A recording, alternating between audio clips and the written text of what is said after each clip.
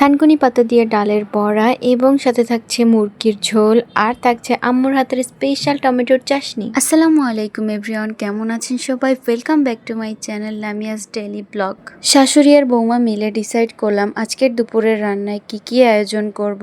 ইদানিং এত পরিমাণ গরম পড়েছে যে কি রেখে কি খাবো, কি আয়োজন করব সেটাই বুঝতে পারছি না। গরম পড়লে কার কি ভালো লাগে জানি না, আমার তো প্রচুর ঝাল খাওয়ার ক্রেভিংস হয়। তাই আম্মুকে বললাম ঝটপট টমেটোর চাশনি বানিয়ে দিন, টক ঝাল মিষ্টি। তো যেই বলা সেই কাজ, শাশুড়ির কাছে যদি বৌমা কোনো আবদার করে শাশুড়ি মা কি ফেলতে পারে? আম্মুও লেগে পড়লো আমার জন্য সেই টক ঝাল মিষ্টি টমেটোর চাশনি বানানোর জন্য। আর ছিল থানকুনি পাতা দিয়ে ডালের বড়া। গরম গরম ভাতের সাথে এটা খেতে দারুণ লাগে। ছোটবেলা থেকে আমার ডালের বড়া খুবই পছন্দের, সেটা চিংড়ি মাছের হোক, থানকুনি পাতার হোক এবং যে কোনো ডাল দিয়েই বানানো হোক, আমার খুবই পছন্দের। তো গতকাল বাজার থেকে আম্মু থানকুনি পাতা কিনে নিয়ে আসছিল, সেটা দিয়ে আজকে ডালের বড়া বানালো। আমি তো গরম গরম সাথে সাথে নিয়েই খাওয়া শুরু করে দিয়েছি। বাসায় যেটাই রান্না হয় না কেন সর্বপ্রথম আম্মু আমাকেই টেস্ট করাতে দেয়। এই বিষয়টা আমার খুবই ভালো লাগে, আমি খুবই উপভোগ করি। ভাবছিলাম দুপুরে যা খাওয়ার তো খেলাম, এবার সন্ধ্যায় কিছু আয়োজন করা হোক। তো যেইভাবে সেই কাজ, লেগে পড়লাম মোমো বানাতে। এর আগে আমি কখনো মোমো রেসিপি ট্রাই করিনি, এই ফার্স্ট টাইম। তো দেখি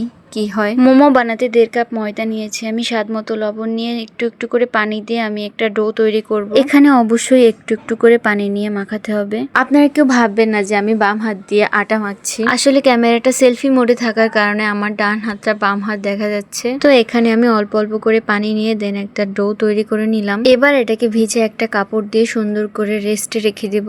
আমি চিকেন ব্রেস্ট নিয়ে নিচ্ছি একটা, ফ্রিজ থেকে আদা রসুনও নামিয়ে রেখেছি। দেন এখানে আমি পরিমাণ মতো মাংস নিয়ে ব্লেন্ড করে নিলাম। তারপরে স্বাদ মতো নুন দিয়ে দেন আমি একটু কাঁচামরিচ কুচি করে দিলাম, তারপরে গোলমরিচ গুঁড়ো দিলাম আর দিলাম পেঁয়াজ কুচি, 1 টেবিল চামচের মতো দিলাম সয়া সস। তারপর গরম তেল ফুটিয়ে দেন আমি এটার ভিতরে দিয়ে দিলাম। এবার এটাকে সুন্দর করে মেখে নিব। এটা একটু সময় করে মাখাতে হবে যাতে সব ইনগ্রেডিয়েন্টস গুলো ভালোভাবে মাংসের সাথে মিশে যায়। এদিকে ভিডিও করতে করতে তো আমি মাংসে আদা রসুন দেওয়াই ভুলে গেছি। পরে আদা রসুন দিয়ে দেন আমি আবার একটু মেখে নিলাম সুন্দর করে। এখন আমি রেস্টে রাখা ডো এর কাপড়টা সরিয়ে নিলাম। দেখতেই পাচ্ছেন ডোটা কতটা মসৃণ হয়ে গেছে রেস্টে রাখার পরে। এবার এটাকে আবারও একটু আমি সুন্দর করে মথে নিব।